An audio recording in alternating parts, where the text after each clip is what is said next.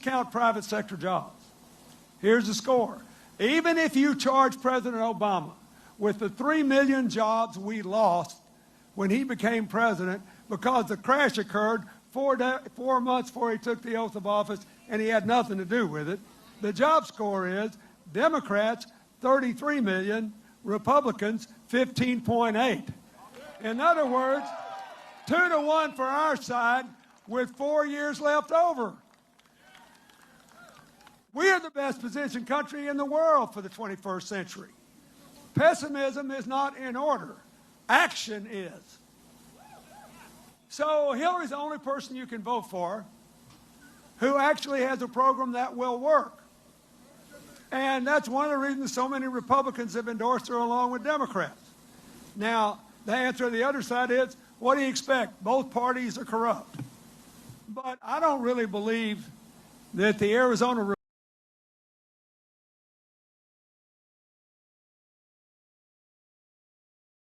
a Republican newspaper for 126 years that endorsed its first Democrat this year, is part of the Washington establishment.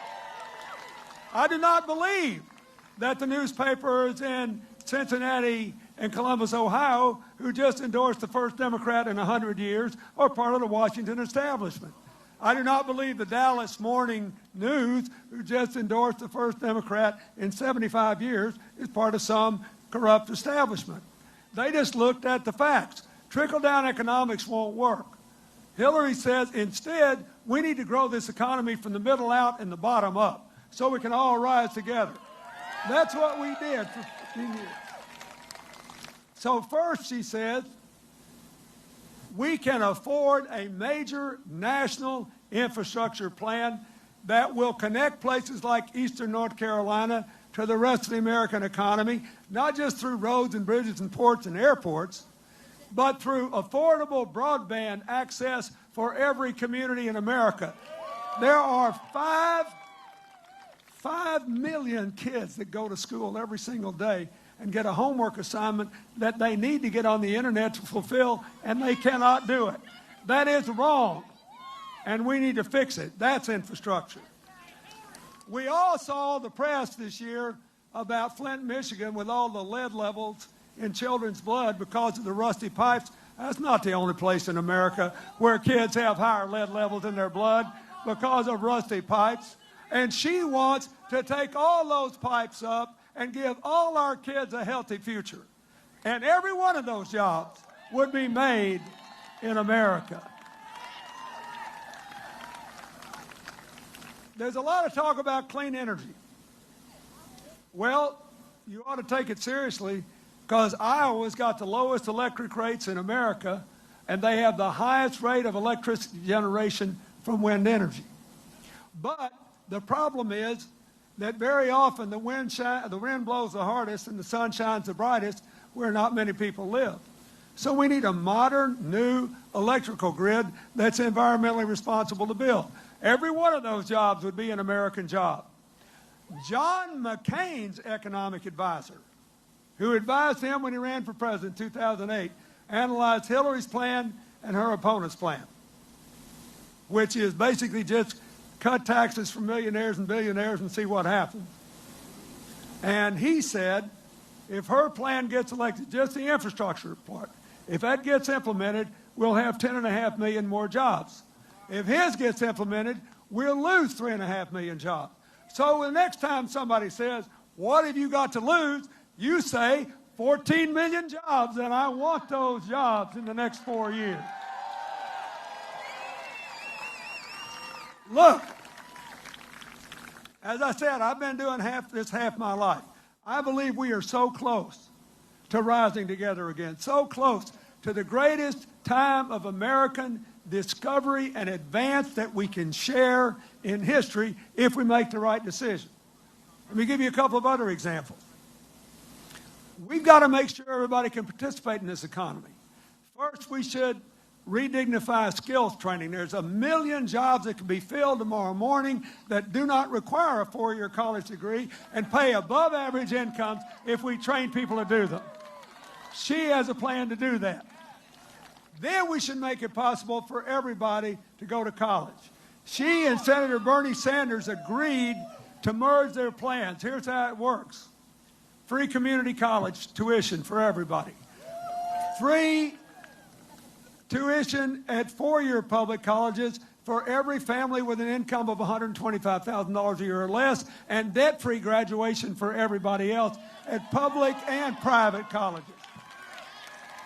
North Carolina's got a lot of good, small, liberal arts colleges. They should be in on this. They should be able, kids ought to be able to get out of there debt-free with work-study funds and other advances.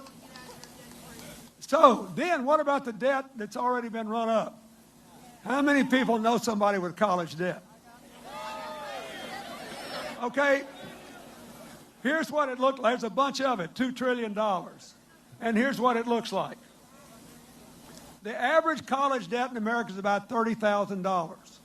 But there are people who stay in school, become architects, lawyers, doctors that have $100,000, $150,000, even $200,000 of college debt. Number one, a college debt is the only debt you cannot refinance when interest rates go down. I talked to a woman a couple months ago that I've been doing business with for more than a decade. I went in to buy a pair of jeans, and I knew her son went to one of our state colleges in New York. We were in this little town north of where Hillary and I live, and I said, "How's your boy doing?" She said, "Oh, great. He got out of school. He's got good grades. He's going to get a good job." I said, "Does he have any debt?" "Quite a bit," she said. "What's the interest rate?" 9%. I said, "Do you have a home mortgage?" She said, "Sure I do." "Did you refinance that mortgage when the interest rates went down?" She said, "You bet." "What's your interest rate?" "Less than 4%. Now look, for a country that's supposed to be in the future business, what does it say that we allow all of you to go out into the world with interest rates on your college debt twice as high as your parents' mortgage rates? It's wrong. Every debt should be refinanced in America. And if we did it tomorrow, 20 million young millennials would save an average of more than $2,000. And those that owe more than the average would save a lot more.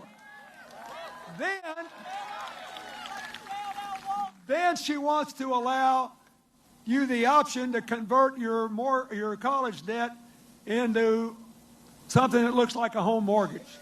Truth is, a college education is worth more than a home today for a longer period of time, because everybody in this audience, I want you to listen to this, everybody in this audience under 25 has a 50% chance of living to be 100 years old without the threat of Alzheimer's or other dementia, thanks to advances in the human genome studies.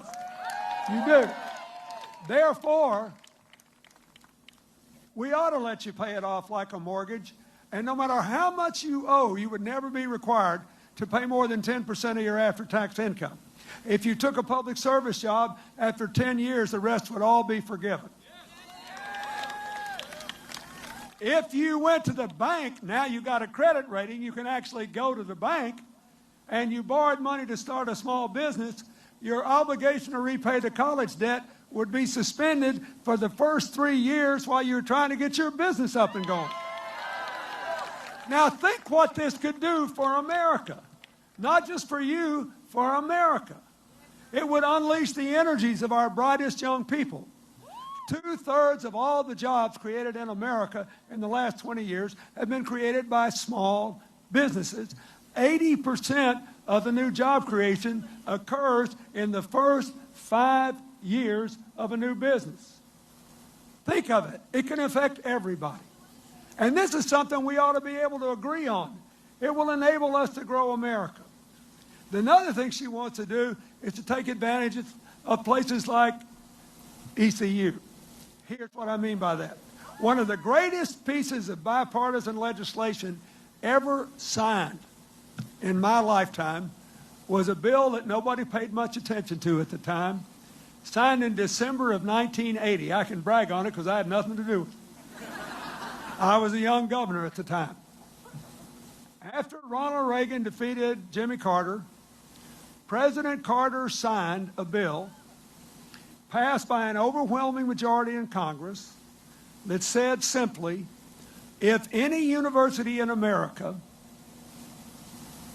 gets money from the federal government to do research in any field, and it has a commercial application.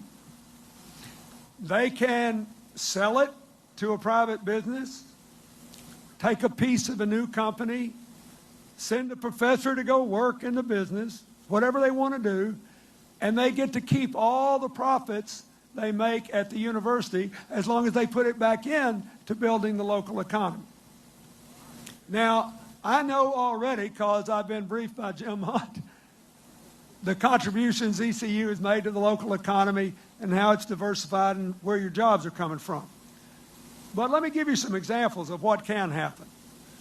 When San Diego became the center of human genome research in America, there was one big computer company there, Qualcomm. Nobody can see a human genome, right? There's 3.6 billion of them in your body. There are now 700 companies there. The biggest undergraduate university in America that nobody knows about is the University of Central Florida in Orlando. Ranks right behind Ohio State and Michigan. It's the largest undergraduate schools in one campus. You know why? It's the computer simulation capital of America. Because of Disney World and the Universal Park, Global Entertainment Arts, video game division. Anybody who's ever been hooked on a video game knows you need good computer simulation. Also, NASA and the Department of Defense put $5 billion a year in there because it's cheaper to teach somebody and safer to teach somebody to drive a tank, fly a jet, put a rocket up in space on a simulator. There are now more than 100 computer simulation companies in Orlando. It ain't just Disney World and conventions anymore. This is the beginning, not the end of this. We are at the beginning. Universities like this one are going to explode economic opportunity if you've got a president with enough sense to invest in putting research money into these places so they can bring economic opportunity to every single part of America. Now, this is real stuff. Nobody talks about this, right? You can't flip on CNN and see this. It's all about what the latest insult is. This is what your life is going to be shaped by. This is why you ought to be voting for Hillary, because she's the only person who gets this stuff. The only person with a plan to unleash business lending, not to let Wall Street threaten Main Street again, but to loan money to small businesses so America will once again be in the top 5 countries in the world in small business startups. That is the key to our future. I'm just telling you, it's out there waiting for you, but you got to claim it. And we can't grow together unless we're also willing to live together, which means every family deserves a chance. There ought to be universal access to preschool and affordable child care. We should stop being one of only 7 countries on the entire face of the earth that doesn't have any paid leave policy when there's a sick baby or a sick parent or people need something awful. We should have equal pay for equal work, and every man in America ought to be for it. We should raise the minimum wage so nobody who works 40 hours a week can live in poverty. They ought to be able to raise their children in dignity too. We should do this so we can rise together. And we should pass sensible immigration reform. Because, as Hillary pointed out in the last debate, almost every immigrant in America is either gainfully employed or a kid going to school. And she looked at her opponent and said, you know, they're paying taxes. Somebody's got to.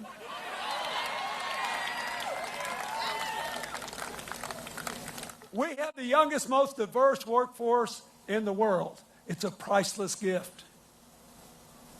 We shouldn't give it up. We have the best higher education network. We have the best tech network. We just got to make it available to everyone. And I want to say something about health care because it's your biggest employer around here except for the school, right? So there's this big brouhaha in the press today because after years of relatively small increases in health insurance, it's announced that the average increase will be 22% next year. Is it too much? Yes, it is. But let's talk about it. So right away, Hillary's opponent says, see, I told you Obamacare is a disaster, we should repeal it. I looked at all these programs. Nobody pointed out that we just had 4 years of the lowest health inflation in 50 years, and that before this health care bill passed, the premiums were going up 20% every year. It's like they think your mind's going to melt and you won't remember anything. Now, what should we do? Should we repeal the law? No. Why? Because if we did that, we'd take health insurance away from more than 20 million working families. One. Two, if we did that, this would affect a lot of students here, we would end the permission that families with health insurance policies have to keep their kids on the policies till they're 26 years old. We shouldn't do that because 100% of the American people are better off with a law that says nobody can be denied insurance because of a pre-existing condition. Now, instead, we should focus on the problem. It still costs too much. The co-pays, deductibles, and drug prices are too high. Who is the most vulnerable? Working people who make just a little too much to qualify for subsidies. Remember, the rest of the story is that the subsidies automatically go up when the premiums go up. So people that qualify won't be much affected by this. And small businesses that make too much to qualify for the subsidies. I know one of those small business people. He runs a carpentry operation, and we do work together. He helps me every time I have a project we need done. I love this guy. If you saw him, you'd say, this guy is not for Hillary. Lots of tattoos, long hair, makes motorcycles for a hobby, rides them across the country with his buddies. But he is. But he said, look, I work 60 hours a week, so I make too much money to qualify. And I don't want anybody that works for me not to be able to raise their kids right, so I pay more than nearly anybody I know who does what I do. But therefore, they make too much money to qualify. The answer is to fix that. They represent the best of America. They represent what we're all trying to become and create for everybody else. So everybody 55 or over ought to be able to buy into Medicare. Everybody else ought to have access to a public option to make sure there's some real competition in this insurance market everywhere. And if you do that, you'll make health care more affordable and everybody will be able to buy it. And the rest of it's going to depend on us, on better hospital management where fewer people go back a second time because of infections, on better health care practices. My foundation worked with more than 18 million kids in 30,000 schools to try to improve the meals and the exercise programs of the staff as well as the kids. We can bring down the cost of health care closer to our competitors. We're all going to have to participate in that. But this is an example of the kind of choice you face. Every time there's a problem pops up, just blame somebody and say burn the house down.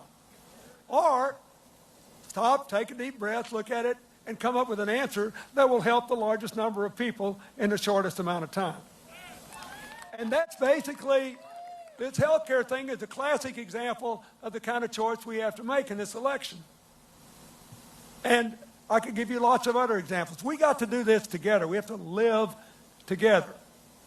That means you want a president who will appoint Supreme Court judges and other judges who will expand voting rights, not restrict them. Who will protect labor rights, women's rights, gay rights, you name it, and allow us all to live together. Look at the governor's race. You've got a governor's race here. It's basically rooted in a dispute which the state didn't have to get into, which wound up costing North Carolina conventions, sporting events, all this kind of stuff. The world will reward you for embracing your diversity and living together. That's where we're going. And that's the last thing I want to say. There's a reason that the commanding general of our forces in Afghanistan endorsed Hillary after he retired. A reason that the commanding general of NATO, who, without putting a single soldier on the ground, saved the Kosovar Albanians from ethnic slaughter, endorsed Hillary, Wes Clark. Because they know that we have to have peace, which that young man said he wanted. You've got to have somebody with the standing in the world and the understanding of the world to keep us safe enough and give us space enough to grow together and lead the world away from this madness and conflict that you see all over the world. Who believes that we can all be stronger together. Look, I have been living with this stuff a long time. And so it makes me sad in a way that Hillary's opponent, major support comes from working class white people who are Southerners or mountain people from Appalachia. That's what I grew up in. I hope I'll be the last president that ever lived in a house when I was a kid without indoor plumbing on a little farm. It's good everybody laughs when you say it and you think, God, man of the people. Let me tell you something, folks. In the wintertime, the outhouse is way overrated. And if you live in the South, it's overrated in the summertime because of the snakes you got to watch out for. My heart grieved when I read about the suffering you had from the last tornado, because I bet you one thing that's happened is that you got a swarm of mosquitoes in every other stagnant piece of water you got left. Am I right? I've been there. I get this. And I loved growing up in Arkansas when our per capita income was barely half the national average. And I was raised never to resent anybody else, never to look down on anybody else, and never to think anybody was better than me, but to get up every day and go to work. And I had the work to do. So when I had 6 jobs going through law school, I felt like the luckiest person in the world, not somebody who was oppressed. Why? The difference between me then and those people now is that they get up and look in the mirror and they think every tomorrow is going to be like today. They don't have the power to change the future, to take care of their kids, to make it better. I get why they're angry. But what I want to ask you to do, first and foremost, vote early, talk to your friends, neighbors, and families. But second, if you see people who are for the other candidate and they say something hateful to you, do not respond in kind. Look at them and say, you know something? America needs you too. But you are not going to get where you want to go with a slogan like Make America Great Again. Hey man, I am a 70-year-old white Southerner. I know exactly what that means. I know exactly what that means.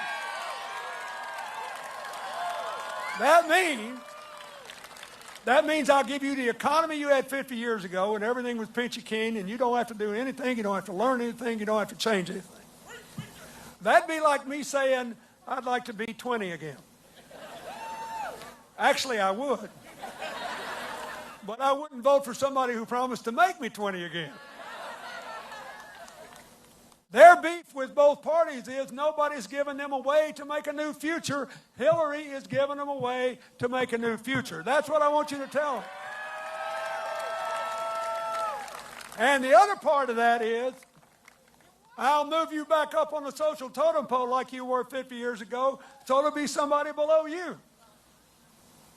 50 years ago was not so great for America, for a lot of us. For African Americans, Hispanic Americans, new immigrants, women in the workplace, gays in the closet. Who are we kidding? What Hillary says is, we need to tear all the totem poles down so we can go forward together and rise together.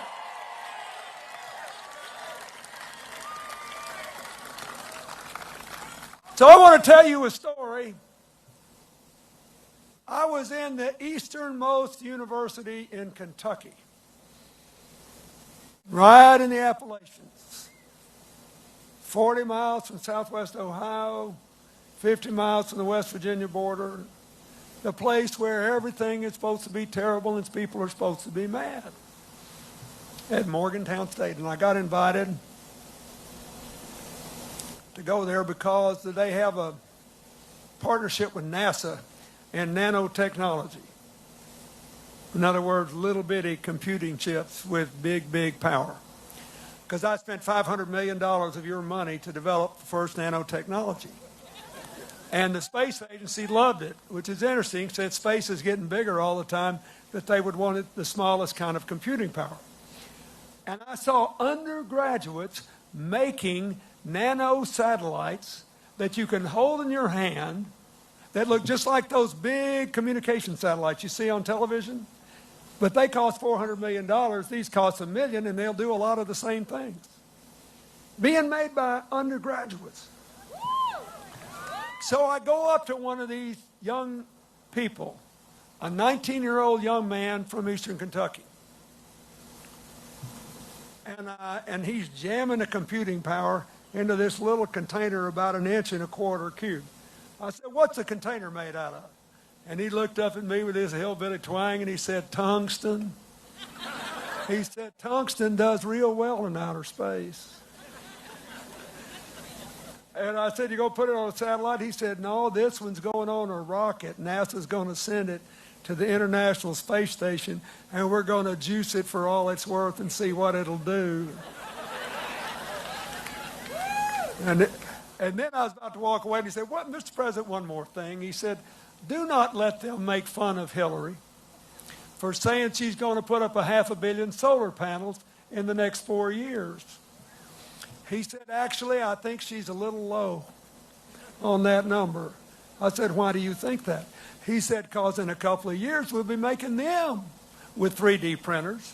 They'll be just as good as the ones we've got. They'll be cheap as dirt. We can put them everywhere.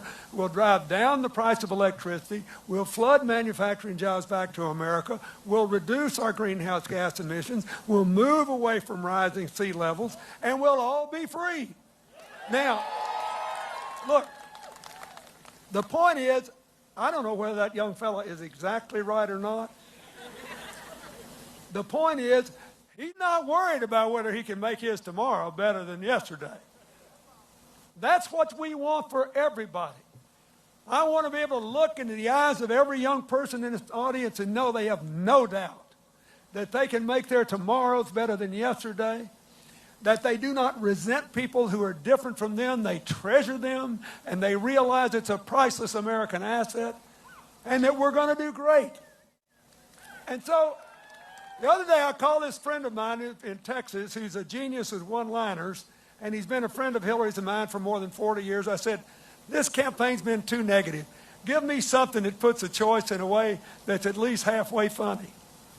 And he didn't even take a breath. He said, "If you do not want someone to drive the truck off the cliff, do not give them the keys."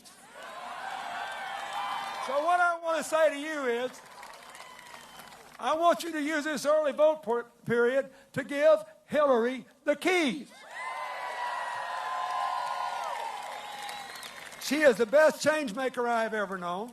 She is the only person you can vote for who's gotten a lot done with Republicans as well as Democrats when she was First Lady, when she was a Senator, and when she was Secretary of State. And if you give her the keys to that truck, here's what she'll do. She'll go right around to the back, open the back, and put all Americans on it, whether they voted for her or not. And she'll get in that thing and drive it right to the top of the highest mountain. That's America, and that's where we need to go. Stronger together. Thank you, and God bless you.